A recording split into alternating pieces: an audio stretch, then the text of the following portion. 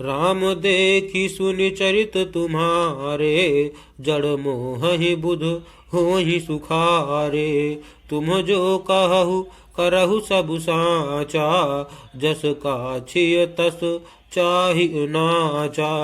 अर्थात हे राम, आपके चरित्रों को देख और सुनकर मूर्ख लोग तो मोह को प्राप्त होते हैं और ज्ञानी जन सुखी होते हैं। आप जो कुछ कहते करते हैं वह सब सत्य उचित ही है, क्योंकि जैसा स्वांग भरे वैसा ही नाचना भी तो चाहिए। इस समय आप मनुष्य रूप में हैं, अतः मनुष्योचित व्यवहार करना ठीक ही है। पूछे हूँ मोहि की रहूं कहाँ, मैं पूछत सकुचाऊं। जहाँ न होहु तहाँ देहु कही, तुम ही दिखावऊं ठाऊं। अर्थात आपने मुझसे पूछा कि मैं कहाँ रहूं, परंतु मैं यह पूछते सकुचाता हूँ कि जहाँ आप न हो वह स्थान बता दीजिए, तब मैं आपके रहने के लिए स्थान दिखाऊं।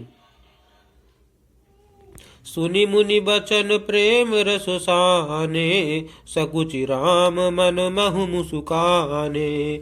वाल्मीकि हंसी कहीं बहोरी, बानी मधुर अमिय रस बोरी। अर्थात मुनि के प्रेम रस से सने हुए वचन सुनकर श्री रामचंद्र जी रहस्य खुल जाने के डर से सकुचाकर मन में मुस्कराए। वाल्मीकि जी हंसकर फिर अमृत रस में डुबोई हुई मीठी वाणी बोले। सुनहु राम अब कहूँ निकेता, जहाँ बसहु सिय लखन समेता।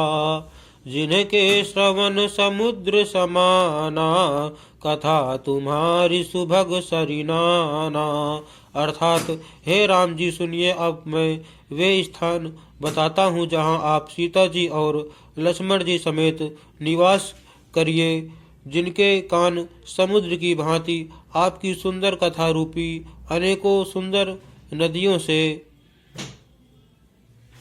भर ही निरंतर हो ही न पूरे। तिनके ही तुम कहूँ ग्रह रूरे, लोचन चातक जिन्ह करि राखे, रहि दरस जलधर अभिलाषे।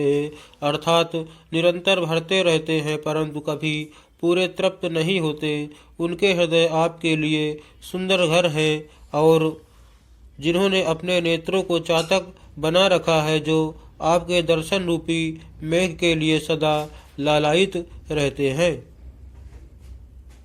निद रही सरित सिंधु सर भारी, रूप बिंदु जल हो ही सुखारी। तिनके हृदय सदन सुखदायक, बसहु बंधु सिय सह रघुनायक। अर्थात तथा जो भारी भारी नदियों, समुद्रों और झीलों का निरादर करते हैं और आपके सौंदर्य रूपी मेघ के एक बूंद जल से सुखी हो जाते हैं। अर्थात आपके दिव्य सच्चिदानंदमय स्वरूप के किसी एक अंग की जरा सी भी झांकी के सामने स्थूल, सूक्ष्म और कारण तीनों जगत के अर्थात पृथ्वी, स्वर्ग और ब्रह्मलोक तक के सौंदर्य का तिरस्कार करते हैं। हे रघुनाथ जी, उन लोगों के हृदय रूपी सुखदायी भवनों में आप भाई लक्ष्मण जी और सीता जी सहित निवास कीजिए।